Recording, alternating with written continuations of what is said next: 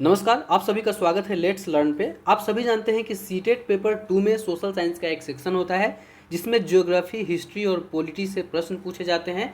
तो CTET previous year के इस सीरीज में हम लोग इन तीनों सब्जेक्ट के जितने भी प्रश्न आज तक पूछे गए हैं सीटेट में 2011 से लेकर 18 तक, उन सबको कवर करेंगे। जैसे आज मैं ये ज्योग्राफी का जो है सीरीज स्टार्ट किया हूँ। ज्योग्राफी की ये पहली वीडियो है। ज्योग्राफी के कुछ 10 या 15 वीडियोज़ बनेंगे, 15-15 क्वेश्चन का एक सेट होगा, एक वीडियो होगा।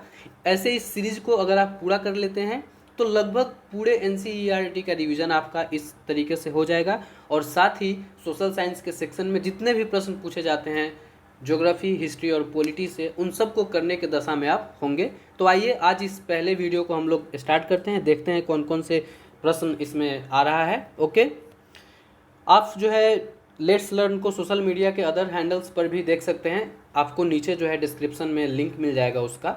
आज का पहला प्रश्न है कि a narrow strip of land joining two land masses is known as, यानी कि स्थल का एक संकरा सा भाग जो दो बड़े स्थलीय भागों को एक दूसरे से जोड़ता है, उसे क्या कहते हैं। आपको ऑप्शन मिलता है स्थॉस यानी कि स्थल संधि, आइलैंड यानी कि द्वीप, बे यानी कि खाड़ी, स्ट्रेट यानी कि जल संधि। देखिए इसका आंसर होगा स्थल संधि यानी कि एक इस्थुमस। ठीक है, हम लोगों ने पढ़ा था कि जब कोई भी एक छोटा सा स्थल का संकरा भाग दो बड़े स्थलों को विभाजित करता है या एक दूसरे से जोड़ता है तो उसे हम लोग स्थल संधि के नाम से जानते हैं। जैसे हम लोगों ने पनामा स्थल संधि के विषय में पढ़ा था कि पनामा स्थल संधि उत्तर अमेरिका और दक्षिण अमेरिका को एक दूसरे से अलग करता है। वैसे ही अगर हम बात करते हैं जल संधि की, तो अगर जल का एक संकरा सा भाग, जल का एक छोटा सा भाग दो बड़े जल राशि को अलग करता है तो उसे हम लोग जो है जल संधि के नाम से जानते हैं। भारत और श्रीलंका के बीच ऐसे ही एक पाक जल संधि स्थित है। ठीक है, इसे आप लोग ध्यान रखिएगा। अगला प्रश्न में यहाँ ऑप्शन में दिया गया है द्वीप। तो द्वीप उसे कहते हैं कि जो चारों तरफ से जल से घिरा हुआ हो। खाड़ी, खाड़ी उसे कहते हैं जो तीन तरफ से स्थल से घिरा हो और एक तरफ से जल से घिरा हो। ओके, चलिए दूसरे क्वेश्चन को देखते हैं। दूसरा क्वेश्चन है which one of the following continents is smallest in size, यानी कि निम्नलिखित में से कौन सा महाद्वीप आकार में सबसे छोटा है। आपको ऑप्शन मिलता है साउथ अमेरिका, अफ्रीका, यूरोप या ऑस्ट्रेलिया। देखिए इसका आंसर हो जाएगा ऑस्ट्रेलिया। 4 हम लोगों ने पढ़ा था कि बुक में आपको याद होगा ऐसे बॉक्स बना के दिया गया था आसान तरीके से समझने के लिए। आप काउंट कर लेंगे तो पता चल जाएगा कौन किस नंबर पे आता है। यहाँ आप देखेंगे सबसे बड़ा है एशिया, उसके बाद है उत्तर अमेरिका, उसके बाद है अफ्रीका, उसके बाद है उत्तर अमेरिका, फिर दक्षिण अमेरिका, फिर अंटार्कटिका, फिर यूरोप और फिर ऑस्ट्रेलिया। इस प्रकार सबसे छोटा है ऑस्ट्रेलिया और सबसे बड़ा है एशिया। ओके, चलिए अगला थर्ड क्वेश्चन को देखते हैं।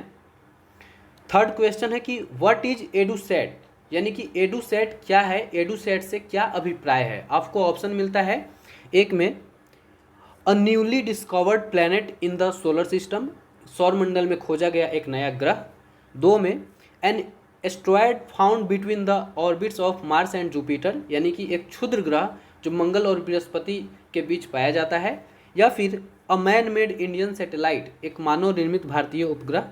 या फिर the rocket that carries man made satellites to be placed in the orbit around the sun, यानी कि एक रॉकेट जिसका उपयोग मानव निर्मित उपग्रहों को सूर्य की कक्षा में स्थापित करने के लिए किया जाता है, यानी कि उपयोग किया जाता है। यहाँ इसका आंसर हो जाएगा 3। एडुसेट जो है एक मानव निर्मित भारतीय उपग्रह है। हम लोगों ने पढ़ा था कि मानव निर्मित उपग्रह उसे कहते हैं कि जो लोग उसे अपने सुविधा के लिए बनाते हैं, ब्रह्मांड के बारे में जानने के लिए। पृथ्वी पर क्या किया जाता है, संचार माध्यमों का संचालन भी ऐसे मानव निर्मित उपग्रहों द्वारा किया जाता है। ऐसा ही प्रश्न आपसे पूछा जा सकता है एडुसेट के अलावा कि IRS क्या है, इनसेट क्या है। तो ऐसे ध्यान रखिएगा IRS, इनसेट, एडुसेट ये सभी कुछ भारतीय मानव निर्मित उपग्रह हैं। ठीक है, चलिए आगे बढ़ते हैं। अगला प्रश्न है चौथा कि wind vane is used for measuring, यानी कि वात दिग्दर्शी का प्रयोग क्या मापने के लिए किया जाता है। आपको ऑप्शन मिलता है एयर प्रेशर यानी कि वायु दाब, विंड डायरेक्शन यानी कि वायु दिशा, एयर टेम्परेचर यानी कि वायु तापमान, या फिर विंड वेलोसिटी वायु का वेग। यहाँ आंसर हो जाएगा वायु दिशा। वायु के दिशा को मापने के लिए हम लोग यूज करते हैं इसका, ठीक है, वात दिग्दर्शी का, विंड वेन का हम लोगों ने बुक में पढ़ा था, देखिए यहाँ बुक का स्क्रीनशॉट मैं लगा रहा हूँ, कि तापमापी से हम लोग तापमान को मापते हैं, वायु दाब मापी से हम लोग वायु दाब मापते हैं, वर्षा मापी से हम लोग वर्षा को मापते हैं, और वात दिग्दर्शी से हम लोग पवन की दिशा को मापते हैं, वायु की दिशा को मापते हैं। ओके, चलिए अगला प्रश्न देखते हैं, 5वां प्रश्न। Which one of the following layers of the atmosphere helps in the transmission of radio waves, यानी कि वायुमंडल की कौन सी परत रेडियो तरंगों के संचरण में मदद करती है। आपको ऑप्शन मिलता है मेजोस्फेयर मध्यमंडल, 2 में थर्मोस्फेयर यानी कि बाह्य वायुमंडल, 3 में एक्जोस्फेयर यानी कि बहिर्मंडल, और 4 में स्ट्रेटोस्फेयर यानी कि समताप मंडल। देखिए इसका आंसर हो जाएगा बाह्य वायुमंडल, यानी कि आंसर हो जाएगा 2 थर्मोस्फेयर। ठीक है, बाह्य वायुमंडल का ही भाग होता है आयन मंडल, जहाँ से रेडियो तरंगे जो है जाकर वापस पृथ्वी पर लौट जाती है। तो यहाँ आंसर हो गया 2। हम लोगों ने बुक में वायुमंडल के परतों के विषय में पढ़ा था, देखिए यहाँ दिया जा रहा है। सबसे पहले होता है क्षोभ मंडल, उसके बाद होता है समताप मंडल, उसके बाद मध्य मंडल, उसके बाद बाह्य वायुमंडल, और इसी का एक हिस्सा है जो है आयन मंडल, उसके बाद है बहिर्मंडल जो सबसे ऊपरी सतह होता है वायुमंडल का। ओके, चलिए आगे बढ़ते हैं। अगला प्रश्न है 6ठा प्रश्न, 6th प्रश्न। विच of the following land forms is largely rich in mineral deposits, यानी कि निम्नलिखित स्थल रूपों में से कहाँ खनिज निक्षेपों की प्रचुरता पाई जाती है, कहाँ खनिज बहुत अधिक पाए जाते हैं। आपको ऑप्शन दिया जा रहा है वैली यानी कि घाटी में, 2 में प्लेन यानी कि मैदान में, माउंटेन यानी कि पर्वत में, या प्लेट्यू यानी कि पठार में। इसका आंसर हो जाएगा 4, पठारों में जो है बहुत अधिक खनिज पाए जाते हैं। ठीक है, हम लोगों ने पढ़ा था इस विषय में। आगे बढ़ते हैं अगले प्रश्न पे। अगला प्रश्न है when the river enters the plain it bends and flows forming large bends known as, यानी कि जब नदी मैदानी इलाके में प्रवेश करती है तो मुड़ जाती है और बड़े बड़े मोड़ बनाकर बहने लगती है, वह क्या कहलाता है। आपको ऑप्शन दिया जा रहा है फ्लड प्लेन बाढ़ का मैदान, या मिएंडर यानी कि विसर्प, ऑक्सबो लेक यानी कि चाप झील, या लीवी यानी कि तटबंध। यहाँ आंसर हो जाएगा विसर्प। ठीक है, विसर्प कहलाती है जब नदी मैदानी इलाके में प्रवेश करके यूं यूं चलने लगती है। अभी हम लोग उसे देखेंगे। ये देखिए, जब नदी जो है मैदानी इलाकों में जाती है तो विसर्प बना बनाकर चलने लगती है। इसी में क्या होता है, कभी कोई विसर्प जब कट जाता है तो चाप झील का रूप ले लेता है। ठीक है, चलिए आगे बढ़ते हैं 8वें प्रश्न पर। Which means of transport is extremely useful in most inaccessible areas and in time of calamities for rescuing people and distributing food water clothes and medicines, यानी कि जो दुर्गम क्षेत्रों में या आपदा के समय लोगों को बचाने के लिए या भोजन जल कपड़े दवाओं को पहुंचाने के लिए लोगों तक किस यातायात का प्रयोग किया जाता है। रेलवेज का, रेल मार्ग का, या रोडवेज का, सड़क मार्ग का, वाटरवेज का, जल मार्ग का, या फिर एयरवेज वायु मार्ग का। यहाँ आंसर हो जाएगा वायु मार्ग, एयरवेज आंसर हो गया 4। ठीक है, एयरवेज का प्रयोग करते हैं हम लोग दुर्गम स्थानों पर कुछ पहुंचाने के लिए या आपदा के समय इमरजेंसी में कुछ पहुंचाने के लिए हेलीकॉप्टर की मदद से। ठीक है, आप लोग ये देखते भी होंगे। अगला प्रश्न है the branch of geography which deals with composition of a particular human population is called, यानी कि भूगोल की वह शाखा जो विशिष्ट मानव जनसंख्या की संरचना के विषय से संबंधित है, क्या कहलाती है। आपको आंसर मिलता है बायोजियोग्राफी यानी कि जैव भूगोल, डेमोग्राफी यानी कि जनसांख्यिकी, या फिर ह्यूमन जियोग्राफी मानव भूगोल, या अर्बन जियोग्राफी नगरीय भूगोल। यहाँ आंसर हो जाएगा 2 जनसांख्यिकी। डेमोग्राफी कहते हैं जब मानव के जनसंख्या के संरचना के विषय में जाना जाता है। जैव भूगोल का मतलब होता है जब पूरे स्पेसीज के विषय में, मानव, जीव जंतु, पेड़ पौधे सभी के विषय में भूगोल की जो शाखा जानकारी करती है, स्टडी करती है, उसे जैव भूगोल कहते हैं। बायोजियोग्राफी कहते हैं। ह्यूमन जियोग्राफी का मतलब हुआ सिर्फ मनुष्य के विषय में, उसके जो है कल्चर, उसके हर एक एक्टिविटी के विषय में जब जानकारी लगाई जाए तो उसे हम लोग ह्यूमन जियोग्राफी कहते हैं। अर्बन जियोग्राफी का मतलब हुआ नगरीय क्षेत्रों के भूगोल के विषय में जानना। ठीक है, तो यहाँ आंसर हो गया 2। आगे बढ़ते हैं 10वें प्रश्न पे। Which one of the following is a non conventional source of energy, निम्नलिखित में से कौन ऊर्जा का गैर परंपरागत स्रोत है। आपको ऑप्शन मिलता है नेचुरल गैस, प्राकृतिक गैस, सोलर एनर्जी यानी कि सौर ऊर्जा, कोल यानी कि कोयला, या फायरवुड यानी कि ईंधन। देखिए इसका आंसर हो जाएगा 2। नॉन कन्वेंशनल यानी कि गैर परंपरागत का मतलब है ऊर्जा का ऐसा स्रोत जो रीन्यूएबल हो, जो खत्म ना होता हो, हमेशा बनते रहता हो, ठीक है। परंपरागत का मतलब क्या होता है, जो रखा हुआ हो। तो प्राकृतिक गैस है, इसका भी कहीं ना कहीं एक भंडार समझ लीजिए रखा हुआ है, आज न कल खत्म हो जाएगा, या बनने की प्रक्रिया भी है तो हजारों लाखों वर्षों में बनेगा। कोयला, ईंधन, ये सभी ऐसे ही हैं। सौर ऊर्जा ही ऐसा है जिसका उपयोग हम कितना भी करें ये कभी खत्म नहीं होगा। वैसे ही वाटर, विंड, इन सब से जो ऊर्जा निकल रहा है, हम प्रयोग कर रहे हैं, वो सब नॉन कन्वेंशनल या गैर परंपरागत के नाम से जाना जाएगा। तो यहाँ 10वें का आंसर हो गया 2। आगे बढ़ते हैं।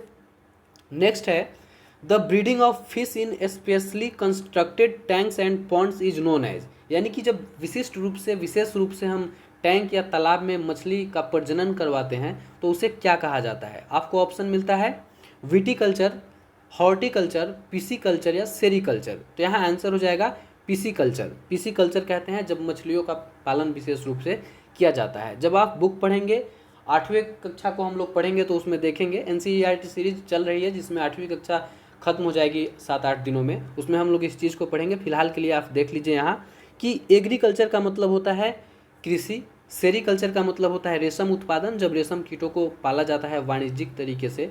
पीसीकल्चर का मतलब होता है मत्स्य पालन, मछली पालन।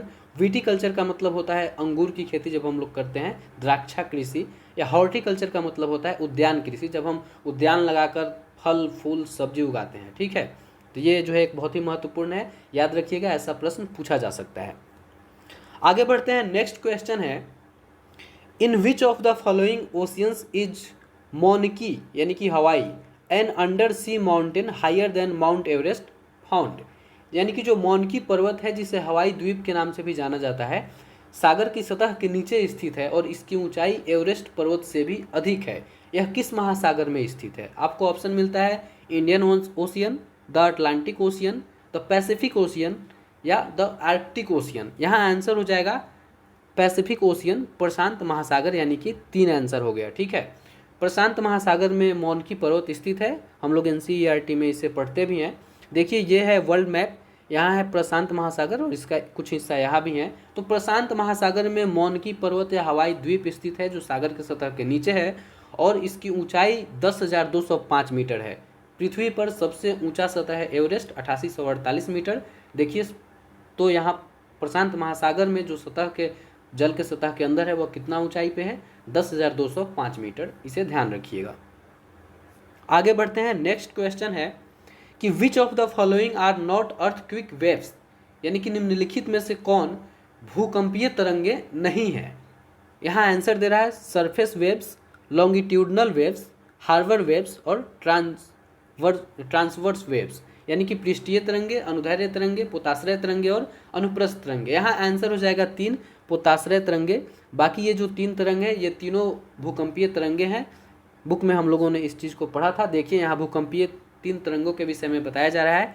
पी तरंग यानी कि अनुदैर्ध्य तरंग, एस तरंग यानी कि अनुप्रस्थ तरंग, एल तरंग यानी कि पृष्ठीय तरंग।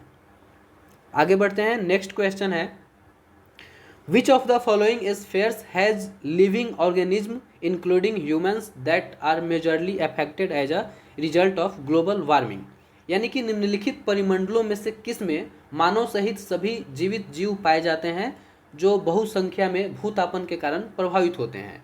आपको ऑप्शन मिलता है बायोस्फीयर जीवमंडल, हाइड्रोस्फीयर जलमंडल, लिथोस्फीयर स्थलमंडल या एटमोस्फीयर वायुमंडल। देखिए हम लोगों ने पढ़ा था कि जलमंडल, स्थलमंडल और वायुमंडल जहाँ संक्रमित रूप से एक जगह मिलते हैं वहाँ जीवमंडल का निर्माण होता है, बायोस्फीयर का निर्माण होता है और वहीं पे मानव सहित सभी जीव जंतु पेड़ पौधे रहते हैं और सारी प्राकृतिक क्रियाएं वहीं पे होती हैं। तो यह इसका आंसर हो जाएगा 1 जीवमंडल या बायोस्फीयर। ओके, चलिए अगले प्रश्न को देखते हैं। आज का ये अपना अंतिम प्रश्न है, 15वां प्रश्न है।